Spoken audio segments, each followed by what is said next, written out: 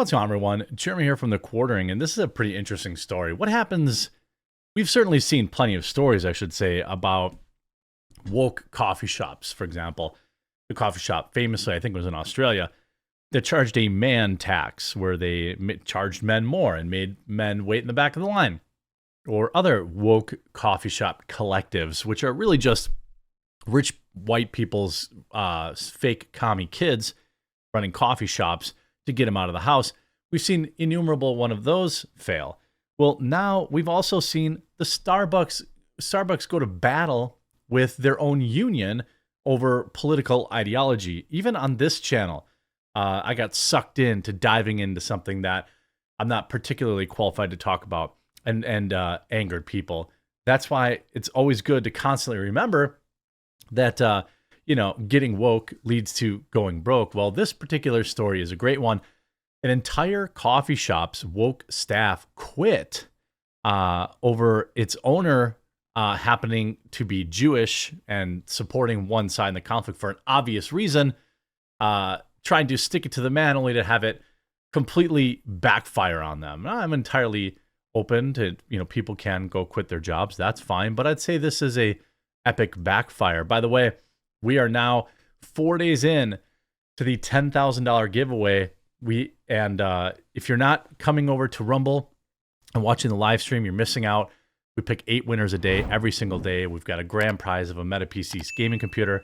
We've got a PS5. We've got Xbox Series X. We've got a Steam Deck. We've got a Nintendo OLED. We've got $60, $70 gift cards. We've got thousands of dollars in Legos.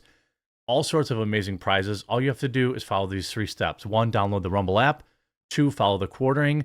And 3, tune into the live stream. We're live every Monday through Friday from noon to 2. You can even still enter if you're watching it later that day. I give out a code during the stream, and you can enter. I'm not asking you to leave YouTube. I'm just asking you to come check out the stream on Rumble. We've been having an absolute great time. So make sure you do that after this video so you can tune in tomorrow for the stream and win some prizes. Now, New York City coffee shop, Cafe Arone, I don't know, sees all baristas quit on the same day in protest over the Jewish owner's support of Israel, but customers now line up around the block to show their support. Look, I guess there's, there's getting involved in it as like a cracker guy that's never been over there, doesn't really understand anything about the geopolitics of those two nations. There's that kind of person getting involved. There's like the rich woke college kids getting involved. And then there's like people who are actually from there having an opinion. You would understand that somebody from Palestine might have an opinion. You might understand that someone who is from Israel might have an opinion. But this one is pretty hilarious.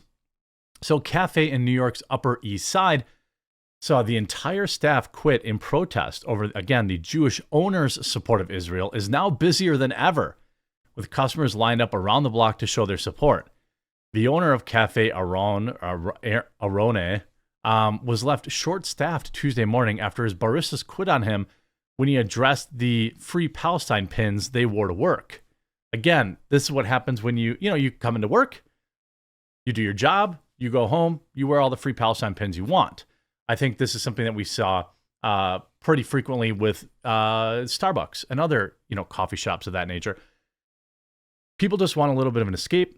They're paying $7 for a cup of coffee when they should be going to coffeebrandcoffee.com and checking out our awesome winter collection, which just rolled out today. But that's neither here nor there. The owner, who's 25, had said all of his baristas walked out after the event that happened October 7th. The business owner displayed an Israeli flag at the cafe and started a fundraiser for the Red Cross. Our staff was young. They think they know everything. Liberal, college educated.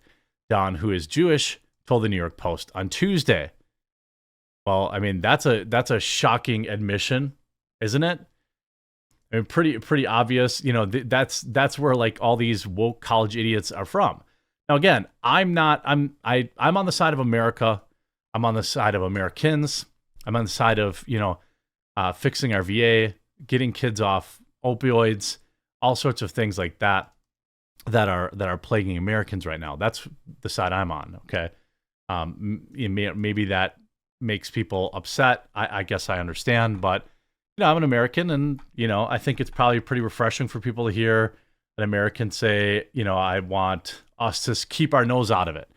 But I can at least understand why a Jewish cafe owner, okay, might have something to say about what's going on in Israel. We knew our staff. We knew what they were thinking, these things. I said, let's go for dinner. Let's sit. Let's ask questions. Let's learn. Let's realize that we're not all here trying to end each other, he said.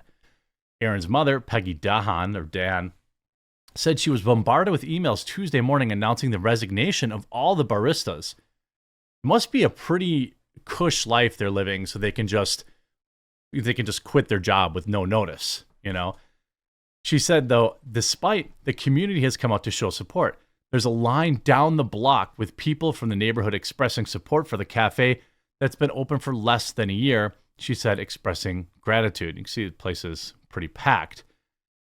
You can see cafe around, we support you.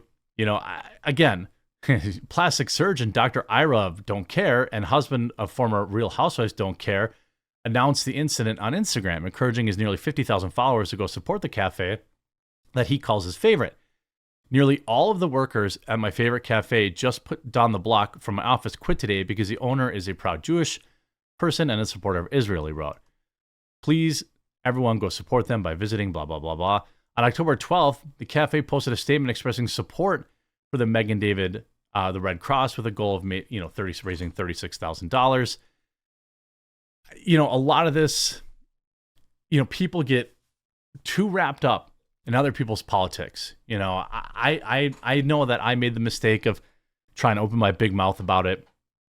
And my position remains and stays at, of course, America first and American citizens first. All right. And I'm sure most other countries would prefer we don't meddle with them too. But you see McDonald's, obviously we had, various the McDonald's multiverse getting messed up where people are throwing like painted mice in there, all this kind of stuff. We go here too. Starbucks, now this is a direct shot across the bow to their own union, which again came out with strong political statements about this event. Starbucks now gives all new employees a pay raise except for those in the union. Now, the Starbucks Workers United Union is a bunch of crybaby woke college kids who probably don't need their Starbucks job, but use it to be political activists. But they made a very strong statement, essentially in support of what had happened on that day. And Starbucks didn't like that. Obviously, a lot of people in the community didn't like that. So now Starbucks says it will improve the pay and benefits for most hourly workers in the United States. But the company said if any workers are part of a union by then, they will not get the new perks unless they've worked out contracts with the pay raise language approved, a sign of the continuing tension between the Seattle coffee giant and the union trying to organize its U.S. stores. By the way, the Starbucks Workers Union, it represents an extremely small part of the actual staff. They have almost no power, except for the fact that they have a large Twitter following. That's about it. Starbucks ends its fiscal year ended with record sales. The company said it will increase wages, which currently average $17.50 an hour. Starting January 1st, employees are at both union and non-union stores who've worked 4 years or less will get a raise of 3 or 4%. That's not that much. It's 40, 30, if you're making $20 an hour, it's 80 cents at the peak. But employees who've worked 5 or more years will get 5% increase. And so on and so forth. But they purposely took their union out of it. I wonder why that is. Anytime you want to take your job, you want to make it political. Look, you could argue that, for example, this New York coffee shop, supporting Israel is making a political statement. It's a little more understandable when the owner is literally Jewish, though. But it's still a calculated bet, a calculated risk that, I would rather see businesses not take a stand at all. And instead, you look at the backlash here, instead of closing for the day, the cafe is now busier than ever. I don't know who they replace them with, but, no disrespect to baristas. But I will say that I'm pretty sure you can train somebody pretty quickly to replace them. It's very similar to Bud Light. It was pretty easy to find an alternative to Bud Light out there. It wasn't really that complicated for people to change that. I'm sure it's not that difficult to find a different barista, especially if you're paying $20 an hour or more. So I suppose this is a beautiful woke backfire. A big fan of it. I hope you enjoyed this video. Make sure you stop by. You get that Rumble app. Follow the quartering. Be at my live stream tomorrow. I can't wait to see you. We've been doing huge numbers. It's a lot of fun. We had 8,000 people a day this week. So it's been a lot of fun. Hopefully with your help tomorrow, we'll get to 10K. We'll talk to you again real soon.